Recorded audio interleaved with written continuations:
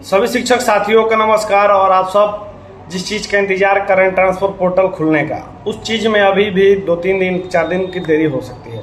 कारण क्या है कि शिक्षा मंत्री जी दिल्ली प्रवास पे, यानी कि वो बिहार से बाहर है और उन्होंने सख्त हिदायत दी है उन्होंने ये बोला है कि जब तक मैं वापस ना आ जाऊँ ट्रांसफर पोर्टल ना खुलेगा, यानी कि 3 से 4 दिन और आपको इंतजार करना पड़ेगा। ये मैं जानता हूँ कि आप लोग ये सोच रहे होंगे भाई 31 तारीख को विद्यालय ज्वाइन करने की बात की गई थी, इतना देर हो गया, जबकि शनिवार को आज हम लोग को जैसे उम्मीद था कि आ जाएगा, लेकिन आज पता लगाया गया कि नहीं, अभी 2 से 4 दिन और लग सकता है जब तक शिक्षा मंत्री जी वापस ना लौटे। तो आप लोगों को ज़्यादा व्याकुल नहीं होना है, क्योंकि ज़्यादा व्याकुल होने से आप ही लोग परेशान होंगे। थोड़ा सा इंतजार और सब्र बनाए रखना है, क्योंकि अगर 1 साल से आप लोग इंतजार कर रहे हैं तो 10 दिन, 15 दिन, महीना दिन, 4 दिन, 5 दिन, 2 दिन इंतजार करने में किसी का कोई भी हानि नहीं है। जब मान के चलिए जब विभाग पोर्टल ओपन करेगी तो आप सभी लोग को मौका मिलेगा, घर जाने को मौका मिलेगा, तो थोड़ा सा और इंतजार करने में मुझे नहीं लगता है किसी को बुराई होगी, क्योंकि ज़्यादा इंतजार ही दुख देता है। मैं बार बार यही आप लोगों को बीच में यही समझाते रहता हूँ कि देखिए इंतजार मत कीजिए, जब होना होगा, जिस दिन हो आपका किस्मत रहेगा उस दिन आपका होगा ही होगा। लेकिन ऐसे हर 2 मिनट पे, हर 5 मिनट पे मैसेज और कॉल करके पूछना कि आ जाएगा कि नहीं, देखिए हम तो सचिवालय में नहीं बैठते हैं, हम तो जो भी पता लगाते हैं वो बता देते हैं। तो हर मिनट, हर घंटे और हर वक्त अपडेट नहीं आता है। तो ये झूठ मूठ का फालतू का आप लोग टेंशन लेते रहते हैं कि आज अभी आया। कितना लोग हैं, ठीक है वो परेशान है, हम परेशानी समझते हैं, लेकिन हर मिनट पे, हर घंटे, हर मिनट पे आप अपडेट पूछते हैं कि एनी अपडेट। तो इस तरीके से चीज़ें नहीं चलती हैं। आपके और हमारे सोच के आधार पे सचिवालय नहीं चलता, विभाग नहीं चलता। उनका अपना काम करने का मेथोडोलॉजी है, वो अपना एक बॉस मानते हैं। उस बॉस के जब तक ऑर्डर ना आए तब तक आपके लिए कुछ नहीं आएगा। जब तक शिक्षा मंत्री नहीं चाहते थे तब आपकी पॉलिसी आ गई। जब शिक्षा मंत्री चाहेंगे, जब आएंगे वापस, तो ही आपके लिए खुशखबरी मिलेगी। तो मैं यही कहना चाहता हूँ शिक्षक साथियों कि इतना देर से इंतजार किए और कर ही रहे, तो थोड़ा सा इंतजार कीजिए, मन को मनाइए। और मन को मनाने में मुझे नहीं लगता कि कोई भी किसी को गुरहेज है। आखिर मान के चलिए ट्रांसफर पॉलिसी खुली है तो होगी, नहीं खुलती तब क्या करते रहते, नहीं 5 साल, 10 साल, 4 साल जो भी। लेकिन अभी मौका है होने का, तो थोड़ा सा इंतजार करके किसी को भी घबराने और व्याकुल होने की आवश्यकता नहीं है। हम समझते हैं आप लोगों का कंडीशन, ऐसा नहीं है कि हम नहीं। देखिए आपको वही बार बार ये 2 साल 2.5 साल से रूम दिख रहा होगा, हम भी तो आप ही की तरफ परेशान हैं। लेकिन उसी सोचिए, उसी परेशानी में आके आपके बीच में अपना बात रखना, ढाढ़स बनाना, जो भी पता चलता है छोटा मोटा बड़ा बात आप लोगों के बीच में रखते हैं। और एज मच पॉसिबल एज जितना हो सकता है सही जानकारी, सही खबर और सही चीज़ आप लोगों के बीच में रखते हैं कि सही डायरेक्शन में काम कर सके। हम ये भी बार बार कहते हैं कि भाई देखिए किसी को विभाग के खिलाफ, मंत्री के खिलाफ, अधिकारी के खिलाफ बोलना भी नहीं, क्योंकि आप एक कर्मचारी हैं और आपके ऊपर के अधिकारी और मंत्री के लिए बोलना हमारे अनुशासनहीनता में आ जाता है। कुछ भी कार्रवाई हो सकती है अगर आप विभाग के अधिकारियों के खिलाफ बोलते हैं, पॉलिसी के खिलाफ बोलते हैं। हम लोग इंतजार करेंगे और सही तरीके से, सही भाषा में, सही मर्यादा में ही अपनी मांग रख सकते हैं। मैं देखता हूँ कमेंट में कुछ लोग अनर्गल बातें बोल रहे हैं शिक्षा मंत्री जी के खिलाफ, विभाग के खिलाफ। देखिए आप गौर कीजिए और गहनता से सोचिए कि क्या किसी को बुरा भला बोलने से आपका काम बन जाएगा? बन जाएगा तो आप बोलिए। और क्या आप खुद से आप ट्रांसफर पॉलिसी खोल के आवेदन दे सकते हैं? नहीं दे सकते हैं। जब आपके हाथों में उनके ऑर्डर का है, वो जब कहेंगे तब आप जाके अप्लाई कीजिएगा, आपका ट्रांसफर होगा।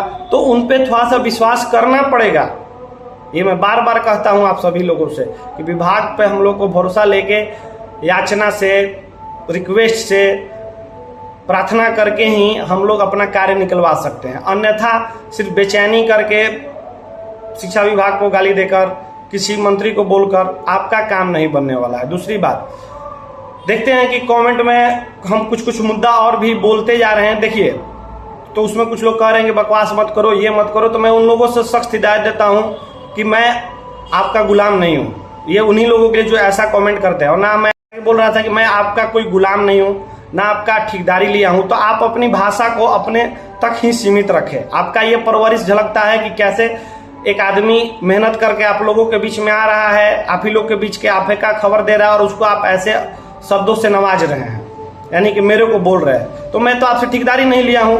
कोई लिख रहा है कि चुपचाप ट्रांसफर पे काम कर, जैसे तुम्हारे बाप का हम ठेकेदारी लिए हैं, नहीं तो लिए है ना।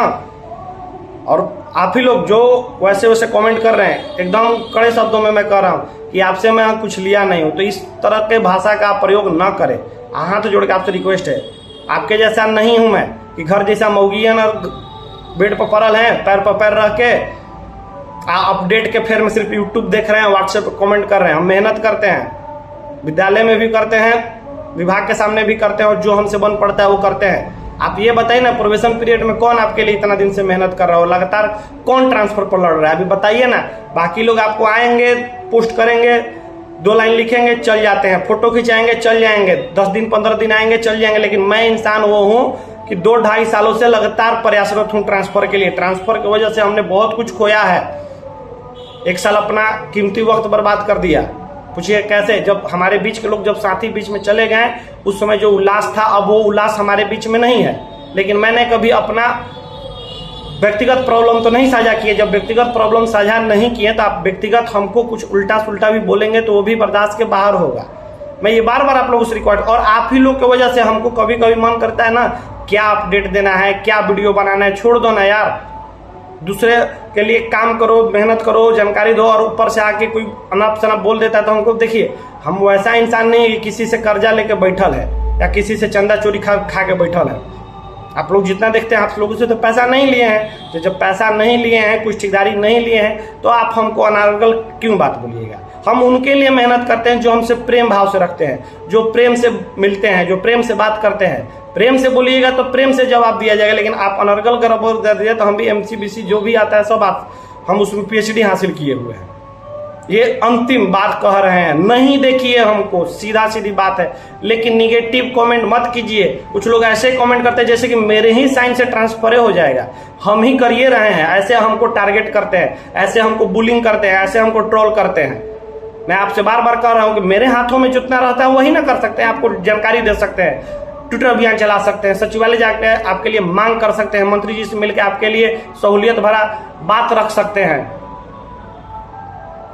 इसके अलावा हम क्या कर सकते? जब इसके अलावा हम कुछ कर नहीं सकते तो मुझे ट्रोल करने की क्या आवश्यकता है कुछ चुनिंदे लोगों को।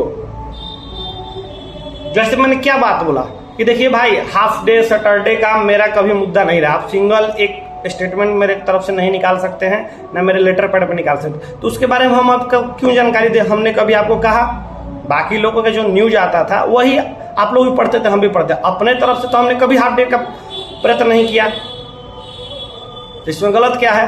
जब हम कुछ किए ही नहीं तो उसकी जानकारी हम कहाँ से ला दें? दूसरी बात, जब हमने कहा कि सेवा निरंतरता का लाभ मिलना चाहिए तो बोले लोग कि फालतू बात कर रहे हैं। अरे भाई, मुद्दा एक दिन में थोड़े क्रिएट होता है, धीरे धीरे आप लोगों तक ये बात पहुंचाएंगे, आपको जागरूक करेंगे, आपको सोचने पर मजबूर करेंगे कि भाई जो नियोजित शिक्षक थे वो विद्यालय अध्यापक बने तो उनको सेवा निरंतरता का लाभ मिला। भले पत्र जारी हुआ, अभी तक नहीं मिला, लेकिन पत्र तो जारी हुआ। और ये भी है कि वो लोग इतने मजबूत हैं नियोजित शिक्षक और विशेष शिक्षक कि वो अपना बात मनवा लेंगे। आज पत्र जारी हुआ तो कल लागू भी होगा। उसी तरीके से जो विशिष्ट अध्यापक, नियोजित शिक्षक विद्यालय अध्यापक बने उनको भी सेवा निरंतरता का लाभ 4208, 4206, 4207 चिट्ठी में मिला। और एगो 137 के 132 चिट्ठी है, उसमें भी मिला है कि जब भी प्रमोशन करने की बात आएगी तो आपका स्थानीय निकाय पर जितने दिन सेवा किए होंगे उस सेवा की गणना की जाएगी। तो ये बात हम बोले कि जब टियर 1 के कुछ शिक्षक टियर 2 या टियर 3 ज्वाइन किए होंगे तो उनको विरमण न दे के त्याग पत्र दिवाया गया, यानी कि एक ही डिपार्टमेंट में 2 तरह की बात की गई। अब जैसे ही वो त्याग पत्र दिए उनका सेवा निरंतरता का लाभ नहीं मिलेगा। तो एक बात बताइए, जब कोई नियोजित शिक्षक विद्यालय अध्यापक बनता है तो उसको कंटिन्यूटी मिल जाती है, लेकिन वही टियर 1 वाले टियर 2 में, टियर 3 में ज्वाइन किए नहीं मिला। अब कोई टियर 4 ज्वाइन करना चाहेगा पीजीटी टीजीटी के लिए या फिर सेमी सब्जेक्ट के लिए, तो उसका क्या कंटिन्यूटी बनेगा? नहीं बनेगा। दूसरी बात, मैंने ये कहा कि जब पिछला बार ट्रांसफर हुआ जिस तरीके से कर दिया गया उससे वरीयता क्रम बहुत बुरा असर पड़ेगा आपको जब प्रमोशन की बात आएगी आज से 8 साल 5 साल पहले। क्योंकि टियर 1, टियर 2, टियर 3 का ऐसे ट्रांसफर हो गया जिस तरीके से आप जाइएगा ना किसी जिले में, जैसे टियर 3 का ट्रांसफर हो गया उस जिले में, उस विद्यालय में आपका ट्रांसफर होगा तो आप टियर 3 वाले से जिला कैडर के अनुसार जूनियर आएंगे और उसका प्रमोशन पहले होगा, आपका प्रमोशन लेट से होगा।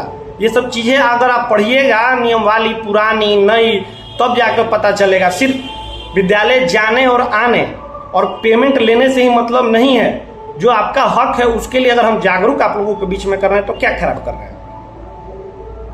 जो भी पॉलिसी आती है उस पॉलिसी को पढ़ा कीजिए, समझा कीजिए, कहने का क्या मतलब है, यही कहना चाहता हूं मैं। बाकी धन्यवाद। 2-4 दिन का इंतजार कीजिए, अगले सप्ताह में ही कुछ आपको खुशखबरी मिल सकती है, उससे पहले अभी कोई चांस नहीं है। धन्यवाद।